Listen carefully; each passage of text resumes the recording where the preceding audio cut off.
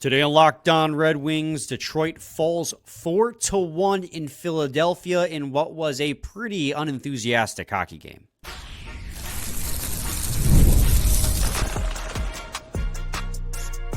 You're Locked On Red Wings, your daily podcast on the Detroit Red Wings, part of the Locked On Podcast Network, your team every day. Welcome back to the Locked On Red Wings podcast. We are your hosts, Brian Fisher and Scotty Bentley. Scotty's the host over at Locked On Tigers, as well as a freelance journalist for the Detroit News, while I'm a color commentator for the Oakland University ACHA D1 men's hockey team. And, Scotty, at a certain point, the anger just goes away, and it's more just kind of like apathy begins to set in. And that's what I feel after this game. And don't get me wrong, I'm sure at some point I'll talk myself into getting mad over something, because I tend to do that. But I'm coming out firing here, and I'm just kind of feeling fed up, brother.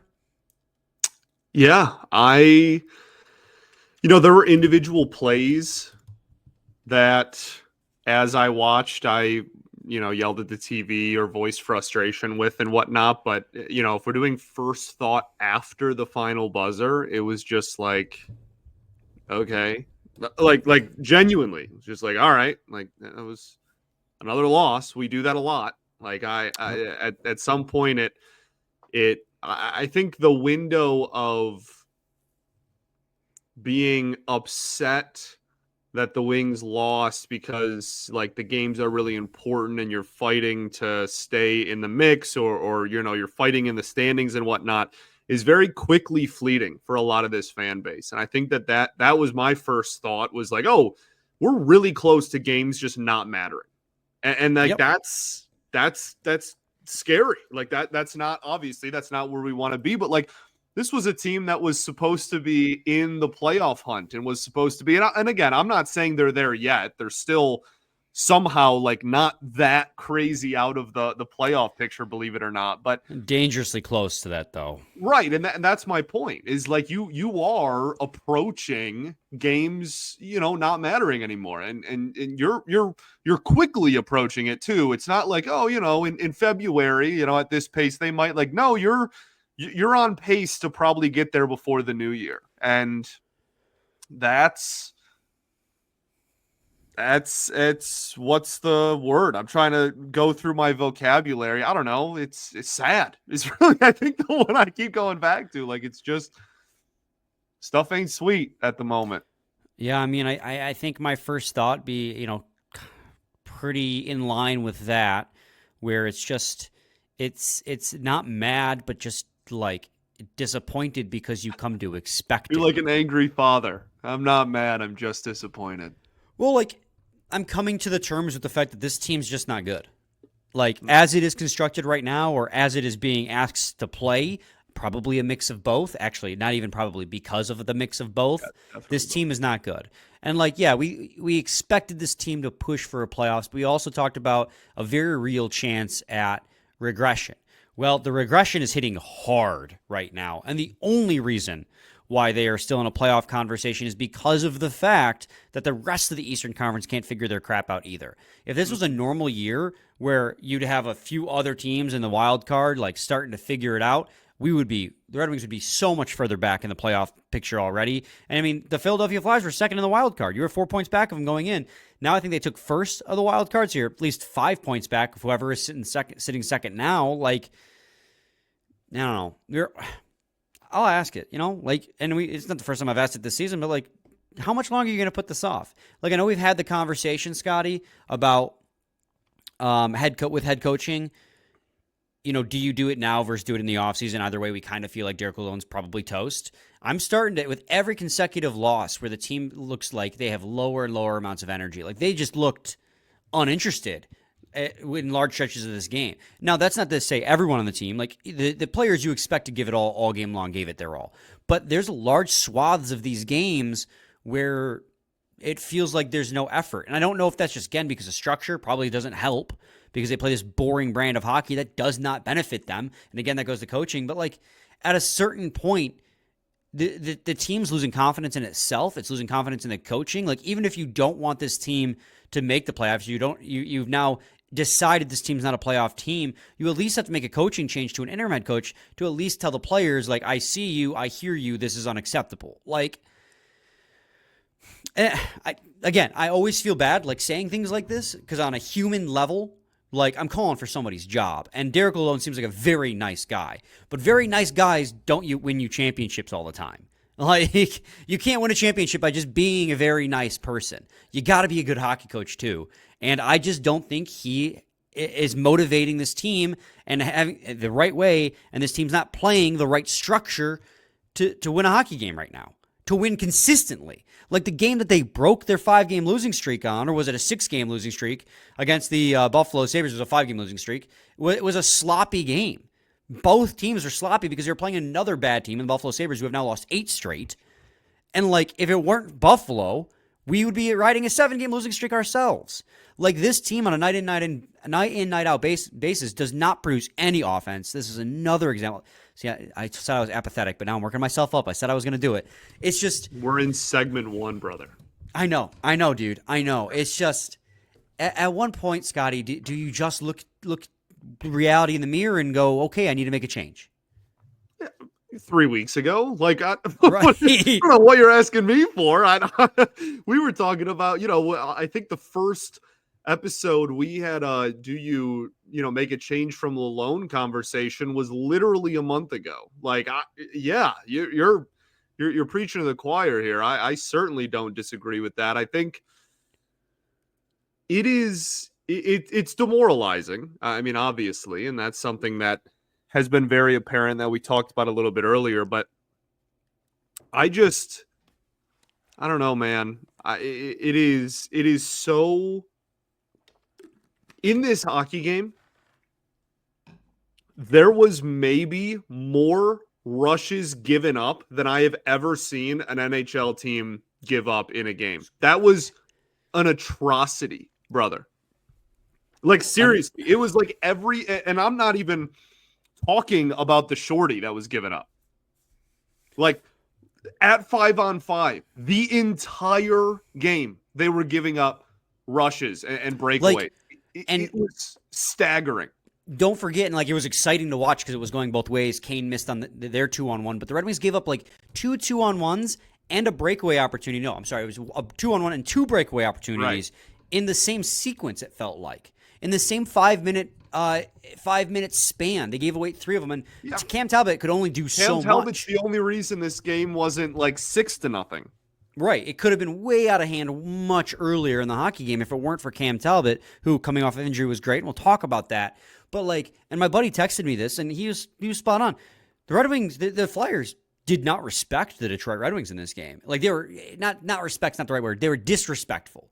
Like, they don't take the Red Wings seriously. You had Matvei Michkov behind the net trying to do a Michigan. You have Scott Laughton winding up for a clap bomb from the top of the circles on a breakaway opportunity. Yeah. Like, teams don't take the Red Wings seriously, and that is a problem.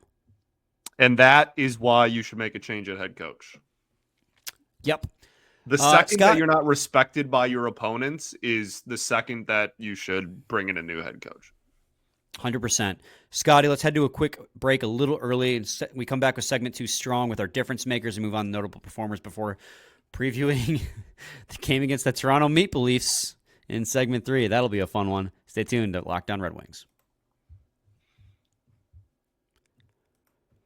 PrizePicks is the best place to get real money sports action. With over 10 million members and billions of dollars in awarded winnings, PrizePicks has made daily fantasy sports accessible to all. Just pick more or less on at least 2 players for a shot to win up to 1,000 times your cash. Run your game all season long on PrizePicks, America's #1 daily fantasy app. Make your holidays bigger and better with PrizePicks, the best place to get real money action while watching your favorite sports. You can now win up to $1,000 or 1,000 times your money on PrizePicks. Join now because this holiday season, PrizePicks is giving away 2 free picks in December, and they're giving away $30+ million in rewards during Pickmas. PrizePicks now offers MasterCard for quick and easy deposits into your account this sports season. Download the app today and use code LOCKEDONNHL to get $50 instantly after you play your first $5 lineup. That's code LOCKEDONNHL to get $50 instantly after you play that first $5 lineup. PrizePicks, run your game. Also need to talk to you guys today about FanDuel. Get ready to tackle the NFL action with FanDuel, America's #1 sportsbook. Because right now, new customers can bet $5 and get $150 in bonus bets if you win. The FanDuel Sportsbook app gives you everything you need to place live bets on the NFL all in one place. So when you get a hunch in the middle of the game, you can check out the latest stats, view live play-by-play, and so much more on the same page where you place your bets. Just visit FanDuel.com to join today. You'll get started with $150 in bonus bets if your first $5 bet wins. That's FanDuel.com. Never waste a hunch and make every moment more with FanDuel, an official sportsbook partner of the NFL. Segment 2, Locked On Red Wings podcast. Scotty, difference maker in this hockey game, pretty damn obvious, right? The NFL? Nope. Yeah, I'm going to go with the guy that scored 4 goals. I think that's kind of a layup for sure. From the Wings perspective, I think that there was a 0% chance of winning the second that the shorthanded goal was given up. That's like that. That was wraps, dude. Like it was like the air was completely sucked out of the team. There was zero life, and like I know Sherratt scored after that, I guess, but like I don't know, man. Like they already looked bad. The second period was one of the worst periods the Wings have played all year. Legitimately, they that was absolutely horrific. And yeah, I genuinely think after the shorthanded goal was given up that they looked terrible from pretty much that point forward. The third period, I mean, we talked about it before we hit record, like they had a little bit more offensive opportunities there when they went into desperation mode, but they also gave up about 1 billion rushes because of it. So yeah, about halfway through the third period, the Red Wings really started pouring it on, and it really skews the analytics from this hockey game because you look at it, and it makes the Red Wings seem like it was neck and neck. The Red Wings had a 49.52% Corsi for percentage in this game at 5-on-5, but that's really because they had 74% of the shot attempts in the third period. They had 94% expected goal share in the third period alone. They only gave up 0.06. They said it during the broadcast. The Flyers didn't have any shots through the first 13 minutes of the third period or something of that nature because the Red Wings really poured it on at a certain point. But I agree with you on principle. Like, as soon as that shorthanded goal got given up, I actually texted somebody I know exactly that. I said, this game is over. Because the power play, which had been so good for the Red Wings all season long, was their one and only real opportunity to tie that game up because they hadn't produced any offense in the 2 periods before that. I just talked about how the Flyers didn't have any shots in 13 minutes in the third period. Red Wings only had 4 in 13 minutes in the second while giving up 13 themselves. Yeah. So, like, they had been dominated in periods in 1 and 2. They looked lethargic. They looked like they were uninvested in the game. It was bad. The Flyers were swarming them. And then, so that power play represented an opportunity to get it right. And then Scott Laughton with his second goal of the game. And like, listen, it's rock star shit when your guy breaks into the zone on a breakaway and takes a slap shot for a goal. I absolutely love that as a hockey fan. I don't like it against my own team, but that's rock star stuff right there. It's beautiful. But Scott Laughton, 100% is a difference maker. And honest to God, like, I'm trying to think of a secondary difference maker, and I can't think of anyone. Like, I understand his last 2 goals were empty netters, so it's like, okay, it's not like that big of a deal. But he still scored 4 on you. And Scott Laughton does not score on any other team in the league. He had 3 goals before tonight. He has 7 now. Like, and they were talking about it all on the broadcast. He always scores the bulk majority of his goals against the Detroit Red Wings. Yeah. It's the weirdest the Wings, man. I don't know what we did. Maybe he was a Blackhawks fan growing up. I have no clue, but he despises the Detroit Red Wings. It is the weirdest player to be a Red Wings killer. Like, I can't figure it out. The guy does not score a lot, and he keeps scoring on the Red Wings. So, I mean, it's also worth noting, you know, and again, the Wings did not play a very good game. They didn't have a ton of opportunities, but they did have a couple of high danger opportunities. And we talked about going into this game how Philly's goaltending has been atrocious this year, and I thought it was pretty fantastic tonight. That's another problem. That is another problem that we have been talking about. Every single time the Red Wings go up against bad goal lead is amazing against the Wings. Yeah. Like, and I understand Linus Ullmark has been heating up recently, but going into that game against Ottawa, he had like an .865 save percentage. It might not have been that bad. I might be exaggerating, but it was sub 900. They played the Colorado Avalanche. They had literally, at the time, they traded him to the Sharks since then, but they literally had the worst goaltender in the league by the numbers, and they scored 1 goal. They had this guy, Kosa. Hold on, let me make sure I pronounce his name right. Kolosov, who coming into the game had like an 8.75. I'll double check on that. 8.81 at least. That's not good. And they made him look like Dominik Hasek. And he made an incredible save in the third period on Gustafsson. Gustafsson is incredibly snake bitten. Like if he's not unlucky, he's just. I mean, that was just bad luck. That was a great save by Kolosov. But it's just, how do we continually make bad goalies look good? Well, because we don't produce offense. When they only have to face 11 shots in any given game, it's pretty easy to make all 11 saves. I think, man, I want to just at the start of the third period. So much for apathy. And yeah, right. At the not the exact start, but it was probably only a minute or two into the third period. Legitimately, the shots were 14 for the Wings and 30 for Philly. Mm-hmm. And that was again with like 18 or 19 minutes left in the game. And that's just not new to anybody. Like that's the issue is like you see that and you don't think, oh man, like what a rough night. You just go, oh yeah, that's the Detroit Red Wings. Yep. They're just bad right now, dude. They're just flat out bad. And the season's not going to, like, it comes at a point too, like I understand if at a certain point Steve Yzerman looks at this and says this ain't it, and he just embraces this as another selling year. Like, I would get that as a general manager perspective when your team's not playing well and they don't have a shot at the playoffs. But, like, at what point does it actually seriously start adversely affecting the player's development on the ice? Like, you still have young guys in Simon Edmondson and Moritz Seider and Lucas Raymond. Like, that's my primary reason why maybe it is in the best interest to change coaching. Because you might not make the playoffs, but you can still improve on a bad situation. Like, I don't know. I'm so sick of finishing top 10. In draft order. Like, I get that might be good. You're going to get a good player out of it, but dude, it's just I can't stand watching this losing continue. It's just so struggle. It's just so frustrating. Oh, at least Cam Talbot was good, huh? That's something. It was great. I mean, change gears. Talk about the one positive in this hockey game.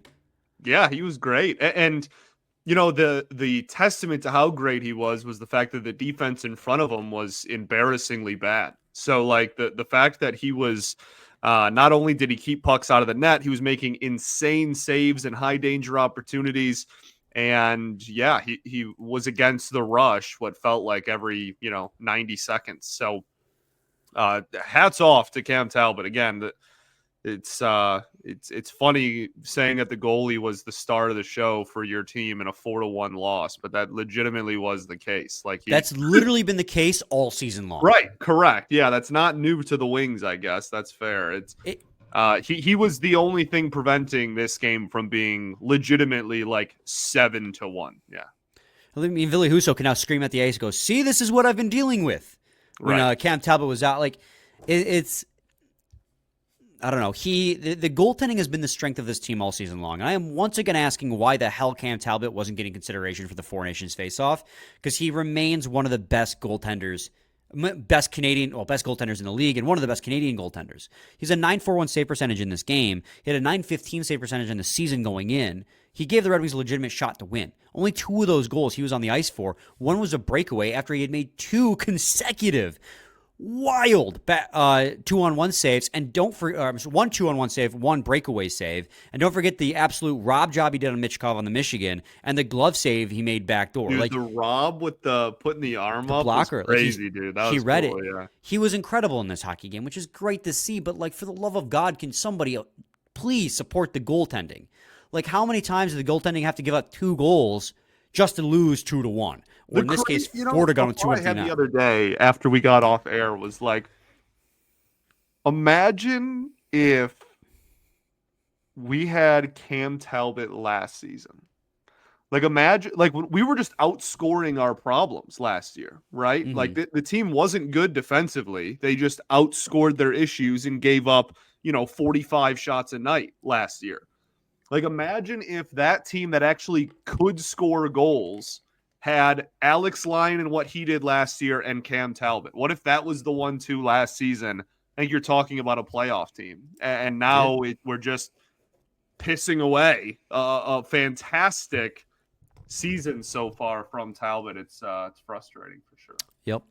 What else is frustrating is I want to ask the question, Scotty, and again, another one that we've touched on before. We actually spent a whole episode about it a month ago. What exactly is it that Patrick Kane does on this hockey team? He has not registered a single point in his last 9 games. Yeah, I mean, it literally I think the only value he is inherently providing is power play, but he's not even doing that. Well, yeah, like in theory, that's his value. Like when the power play doesn't score, he obviously is not contributing anything. When the power play does score, he's usually at least, even if it's a secondary assist, like at least some part of it. But that's pretty much it, man. Like he hasn't done anything at 5-on-5 all year. He's been one of the worst 5-on-5 players on the team this season. And it's not just Patrick Kane. Just like yesterday, it wasn't just Veleno. The problem is much deeper than that. It's everyone outside the top line isn't scoring goals. But like Patrick Kane's one of the guys you needed the most to provide. And last year he was incredible. He was a point per game coming off a surgery that nobody's ever substantially come back from. Right. This season, he looks uninvested. And I don't know if there's a nagging injury that is keeping him, but like I know we weren't going to get anything defensively out of him, but like the lack of effort on the forecheck, the lack of effort, he just kind of coasts even when he has the puck, it feels like. And then he just isn't making any of the magic work. Like if you're not going to play defense, at least provide offensively, and he hasn't been able to do either. And like I know he's stuck in a little bit of a funk, but it's not just him, but like he's one of the most important players on this team to provide offense, and he has not done so. So that's why like we talk about this team and we talk about changing coaching, and that might solve some of the issues, get some of the players going. But like when it's 2/3 of the freaking roster that can't score or can't play defense, that's a problem that runs deeper than just head coaching. I'd agree. Okay, segment 3, Lockdown Red Wings coming up. We're driven by the search for better, but when it comes to hiring, the best way to search for a candidate isn't to search at all. Don't search, match with Indeed. If you need to hire, you need Indeed. Indeed is your matching and hiring platform with over 350 million global monthly visitors, according to Indeed data, and a matching engine that helps you find quality candidates fast. Ditch the busy work. Use Indeed for scheduling, screening, and messaging so you can connect with candidates faster. And Indeed doesn't just help you hire faster. 93% of employers agree Indeed delivers the highest quality candidates compared to other job sites, according to a recent Indeed survey. Leveraging over 140 million qualifications and preferences every day, Indeed's matching engine is constantly searching from your preferences, so the more you use Indeed, the better it gets. Join more than 3.5 million businesses worldwide that use Indeed to hire great talent fast. And listeners of this show will get a $75 sponsored job credit to get your jobs more visibility at Indeed.com/lockedon. Just go to Indeed.com/lockedon right now and support our show by saying you heard about it here on this podcast. Indeed.com/lockedon. Terms and conditions apply. Need to hire? You need Indeed. Indeed you do. Segment 3, Lockdown Red Wings podcast. Scotty, do you have anything else you want to say about this game, or do you want to just move on? We kind of just ranted. No, I'm we didn't good, really man. break Let's the talk game. Toronto. I'm done with this. I don't even know what else we could say, to be honest. I mean, I did like the third/second line, whatever you want to consider the line. The JT Comp for Andrew Kopp line produced the most looks in this game. They did again in the Buffalo Sabres game, but it just, that's dust in the wind of this conversation. Like no one gives a crap about the most looks you provided in a game where you just got you looked lazy the first 2 periods. Like it's I'm at a loss for words. It's the smart kid in a dumb class. It's like okay, like yeah, I guess I guess you had the most looks, but like you by comparison to the rest of the team that provided next to no looks, I'm not really sure that's too much of an accomplishment. Right. So I mean, cool. Run them out there again next game. See if they can do sure. anything. I mean, Kopp, that line produced 2 goals against Buffalo, but again, Buffalo. So run them out there again. Maybe you got something in them, but sure, why not? Next game is against Toronto, the first place team in the Atlantic Division. Good luck. Yeah, Godspeed. I mean, like, Toronto this season, obviously this roster is significantly better than the Red Wings, but I mean, they're having a really good year. They're 18-9-2 at the time of this recording. They have already beaten the Wings so far this season. They're 7-3 in their last 10.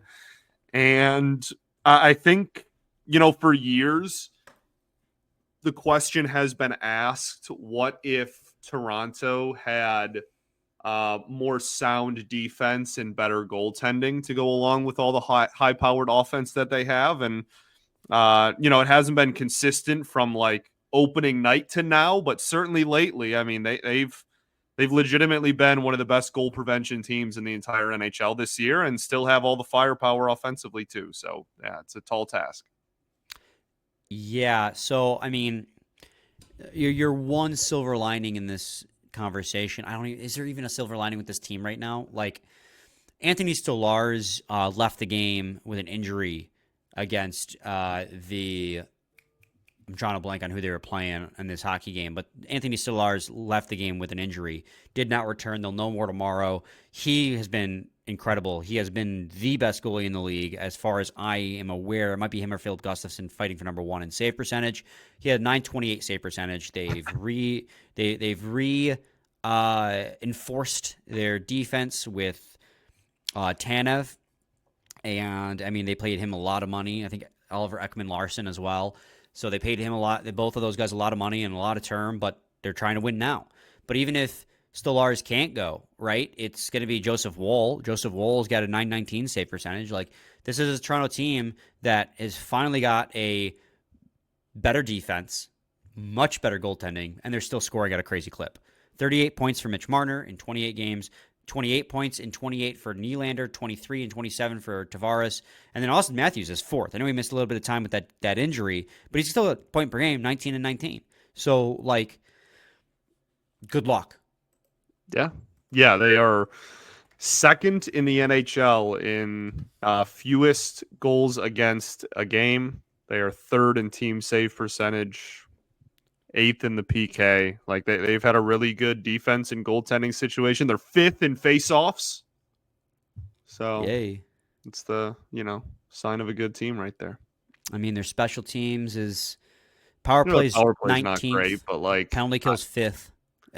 Yeah, right. Their PK is great. And I don't even care that their power, like, I legitimately, this penalty kill is so bad, I don't even care what other team's power play is. It could be 31 or 32. Hey. It's like, okay, cool. They'll, probably still get one off. Penalty kills 3 in their last 3, dude. 1 against the Flyers, 2 against the Sabres. I'll walk over to Woodward right now. We can throw a parade for that. Let's go. Maybe that can be our next banner. 3 for 3 against two different teams. Hang a banner. And every time we go a single game without giving up a power play goal, we should hang a banner. Right. Yeah, sorry guys, this episode's a bummer. I feel like it's kind of hard not to. Team's a bummer right now. Right. We expected a little bit of regression, but we didn't expect them to be this poor. So it's going to be a long season because there's no signs of improvement. No signs. All the same problems that have persisted the entire season and have not gotten any better. Word. All right. We'll be back with a game recap on Monday. Same time, same place. It's your team every day. Every day. We ball.